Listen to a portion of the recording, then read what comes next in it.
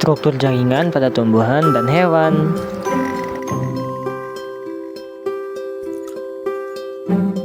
Halo teman-teman, aku adalah jaringan meristematik. Jaringan meristem atau meristematik merupakan jaringan utama pada tumbuhan. Jaringan ini membantu tubuh tumbuhan untuk meninggi dan membesar. Ada juga beberapa fungsi yang dijalankan oleh jaringan meristem, yaitu 1. Jaringan meristem apikal sebagai penunjang pertumbuhan tinggi, membantu penyebaran ranting dan cabang, membantu menyebar akar dan jaringan agar fotosintesis lebih efektif. 2. Jaringan meristem lateral membantu pembelahan untuk menambah ukuran tumbuhan pada beberapa organ seperti batang, cabang, dan akar. Halo, saya akan menjelaskan jaringan epidermis. Jaringan epidermis itu adalah jaringan kedua. Jaringan ini menjalankan fungsi utama sebagai pelindung tumbuhan. Bila diteliti, jaringan epidermis terletak pada bagian luar tubuh tumbuhan. Jaringan ini bisa secara kasat mata dilihat tanpa bantuan alat apapun. Jaringan ini tidak tebal dan sama sekali tidak mengandung klorofil. Bagian luarnya dilengkapi kutin yang mampu memproduksi kutikula. Selain itu, ada juga vakuola besar yang bertugas memproduksi antosianin. Susunan sel dari jaringan meristem cukup padat sehingga tak menyisakan ruang di antara sel. Sementara ketebalan dinding tak seragam karena dipengaruhi oleh jenis tumbuhan dan letaknya. Berikut ini beberapa fungsi dari jaringan epidermis secara mendetail. Yang pertama, epidermis akar berfungsi sebagai pengangkut berbagai bahan yang dibutuhkan untuk proses fotosintesis, seperti air dan unsur hara. Trichomatala, sel yang membantu proses karena mengalami adaptasi menjadi bulu-bulu akar. Yang kedua, stomata pada daun merupakan bagian dari jaringan epidermis yang fungsinya untuk melakukan difusi atau penukaran gas oksigen dan karbondioksida. Yang ketiga, stomata juga memiliki kemampuan untuk menyesuaikan lalu lintas udara sesuai dengan temperatur di luar tubuh tumbuhan. Saat dingin, stomata akan terbuka lebar, dan saat panas, stomata akan terbuka namun kecil. Yang keempat, epidermis juga ada yang mengalami perubahan fungsi sebagai tempat tumbuhan menyimpan cadangan makanan. Yang kelima dan yang terakhir, jaringan epidermis melindungi seluruh organ tubuh tumbuhan seperti bunga, buah, cabang, daun, batang, dan juga akar. Halo teman-teman, aku adalah jaringan pengangkut. Jaringan pengangkut pada tumbuhan amatlah penting untuk melakukan transportasi berbahan-bahan fotosintesis baik bahan mentah maupun yang sudah jadi makanan. Berikut ini adalah fungsi dari jaringan pengangkut pada tumbuhan. 1. Jaringan xilem.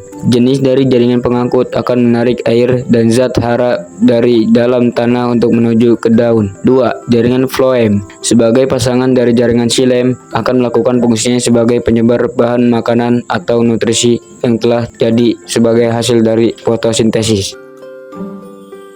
Halo kawan-kawan, saya adalah jaringan parenchyma. Jaringan parenchyma memiliki berbagai fungsi yang berbeda-beda. Hal ini disebabkan karena parenchyma tadinya merupakan jaringan meristem dasar. Berikut ini beberapa fungsi dari jaringan parenchyma. 1. Parenchyma yang membantu distribusi bahan fotosintesis. 2. Parenchyma yang membantu menyimpan bahan fotosintesis dan air. 3. Parenchyma penyimpanan udara bernama arenchyma. 4. Parenchyma yang membantu proses fotosintesis karena memiliki klorofil. Jaringan kolenkhyma pada tumbuhan merupakan bagian dari jaringan pendukung atau penyokong.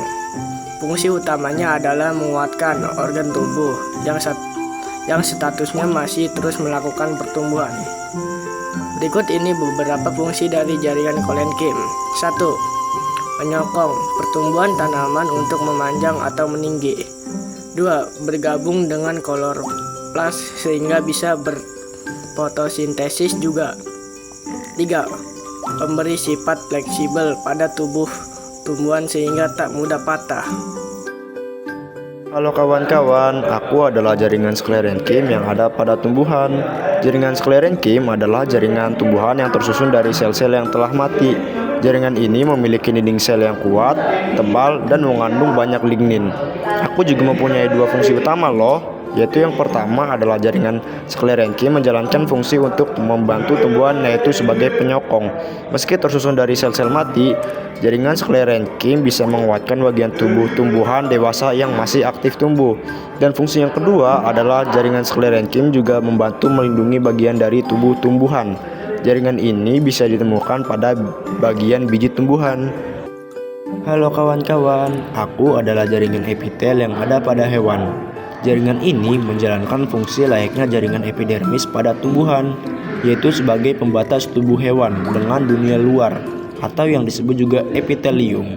Selain itu, jaringan epitel juga melindungi rongga di dalam tubuh hewan, yaitu mesotelium, dan pelapis tiap organ, yaitu endotelium. Berdasarkan bentuknya, jaringan epitel terbagi menjadi 7 macam, yaitu epitel pipih selapis, epitel pipih berlapis, epitel batang selapis, epitel batang berlapis, epitel kubus selapis, epitel kubus berlapis, dan epitel transisi. Halo kawan-kawan, aku adalah jaringan pengikat. Jaringan pengikat pada tumbuh merupakan jaringan yang berasal dari mesenkim. Pada lapisan lengan embrio, jaringan ini merupakan sistem penyokong pada tubuh hewan dan juga manusia. Jaringan pengikat terdiri dari beberapa jenis dan subjenis. Yang pertama ada jaringan pengikat sejati. Jaringan ini bisa ditemukan di berbagai tubuh hewan, terutama di kulit. Jaringan ini juga mengisi ruang antar jaringan. Berdasarkan penyusunnya, jaringan ini terbagi menjadi 3 jenis, yaitu 1. Jaringan pengikat padat, 2. Jaringan pengikat longgar, 3. Jaringan lemak. Yang kedua ada jaringan rangka. Tulang atau rangka termasuk dalam kategori jaringan pengikat. Rangka adalah penyokong tubuh sehingga mampu tetap tegak berdasarkan substansi atau matriknya. Jaringan rangka terbagi menjadi 2, yaitu 1. Jaringan tulang keras, 2. Dan jaringan tulang rawan, 3. Dan 3. Jaringan cair. Jaringan cair merupakan salah satu dari kategori yang termasuk jaringan pengikat.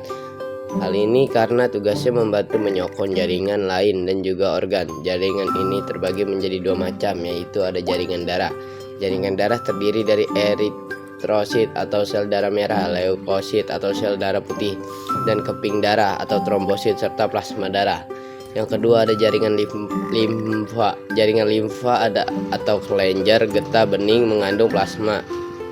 Dengan konsentrasi lebih rendah, sel darah merah tak ditemukan pada limfa, namun limfa memiliki banyak limfosit. Terima kasih. Halo, aku adalah jaringan otot yang ada pada hewan. 40% dari tubuh hewan terbentuk dari jaringan otot. Inilah jaringan yang berfungsi untuk membuat jaringan lain melakukan gerakan dengan cara kontraksi. Maka, wajar bila jaringan otot banyak terdapat pada rangka gerak. Jaringan otot terbagi menjadi 3 jenis, yaitu 1. Jaringan otot lurik, 2. Jaringan otot polos, dan 3. Jaringan otot jantung. Halo, aku adalah jaringan saraf pada sel hewan. Semua perintah dari otak untuk jaringan atau organ lainnya memerlukan menghubung, maka hadirlah jaringan saraf yang menjalankan berbagai fungsi berbeda. Karena fungsinya yang berbeda tersebut, jaringan saraf terbagi menjadi 3 jenis, yaitu 1. Jaringan saraf sensorik, 2. Jaringan saraf motorik, dan 3. Jaringan saraf penghubung.